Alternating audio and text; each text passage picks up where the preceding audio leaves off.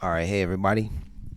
I'm giving myself 9 minutes to tell you about my day here in Sweden.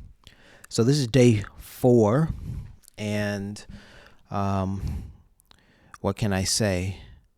Day 3, I pretty much slept through that day, and my circadian rhythm is completely off. Um, the sunrise begins at like 4:15, like basically 4 a.m. The sun is rising here, at least at this particular month, because there is no sunlight for, I believe, wait a minute, let's not say no sunlight. It's mostly dark. There's very little sunlight for 8 months out of the year here in Sweden, from what I understand. So I'm just at the beginning of their sunlight season. And yeah, so I'm happy to be here at this particular time. And but I'm getting a very real sense of what the Swedes and everyone else experiences.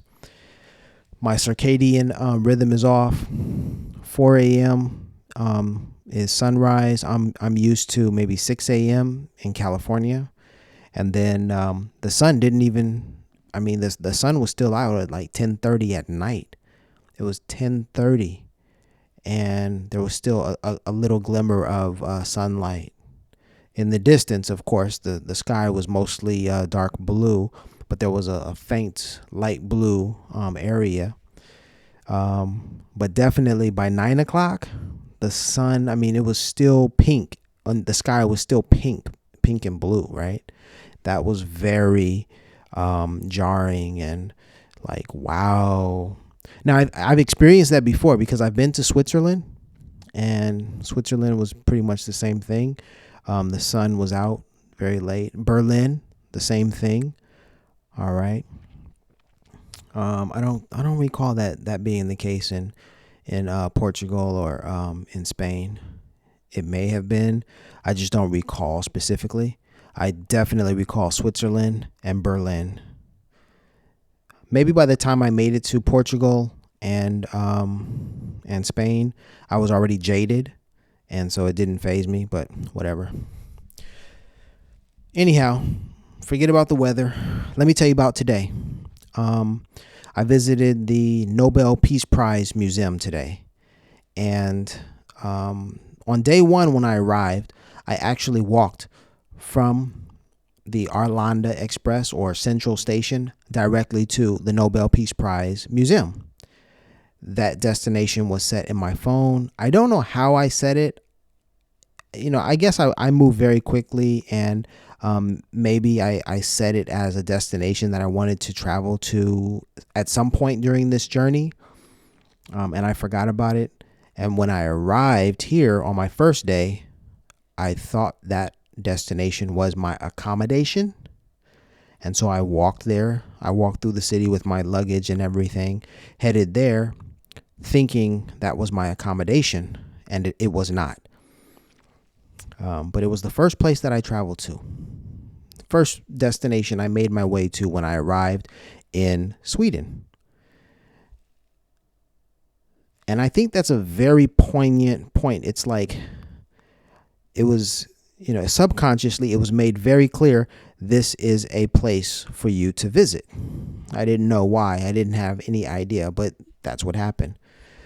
So once I discovered my mistake on the first day, I rerouted. I found that I had to get back to my accommodation by at least making an hour's long journey back in the same direction, in the same direction I had already come, and then I took a taxi and all that other kind of stuff. But anyway, I knew where that location was. I knew where the Nobel Peace Prize Museum was. And so now this is day 4. I had gone back to the museum another day. I think it was Monday, and I realized I learned that the museum is closed on Monday, so I couldn't go that day. I was like, geez. And then it was, or maybe it was a Wednesday. It's closed Monday, Tuesday, and Wednesday. I don't know what day it was that I returned. but it was closed. So anyway, this is the fourth day that I've been here, and I finally went to the Nobel Peace Prize Museum, and now I'm gonna make this video as short as possible. What did I notice? Alfred Nobel. Well, Alfred, that's my middle name. That's my boy, Alfred Nobel. Man, the dude did not get married, did not have children, but he became wildly rich because he invented dynamite. He was a peace-loving guy, so he took all of his riches, set it aside, and invested it so that the interest would grow perpetually, which it's doing. And so every year, between 5 and 6, Nobel Peace Prizes are awarded. It's a beautiful thing. It's a beautiful thing. So what I wanted to say, because I am Mr. 10-9. You see the shirt. All right. I am Mr. 109. What I want to say is this. Somehow I was led to the Nobel Peace Prize, and it was made very clear that I need to go inside and go there.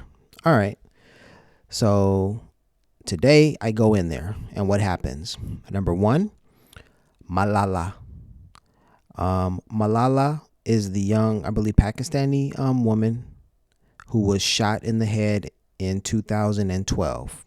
So that was 10 years ago. Shot in the head because she was pursuing an education. She had taken an exam, and the Taliban were against women educating themselves. And she's a fighter for, peace, love, and women's rights. So anyhow, I noticed that Malala's picture is there, and I thought, oh, yeah, she won a Nobel Peace Prize. That's dope. My niece, Lola, read her book, and I was reminded that she had been shot on October 9th, 2012. So Malala was in the back of my head when I went through the Nobel Peace Prize Museum, because I was like, hey, there's Malala. That's a reference to 10-9 right there. Now, I just thought, all right, that's cool. Malala, 10-9, that was it. But oh, no, that was not to be it. So the other thing that happened, let me check my video because it seems to have stopped.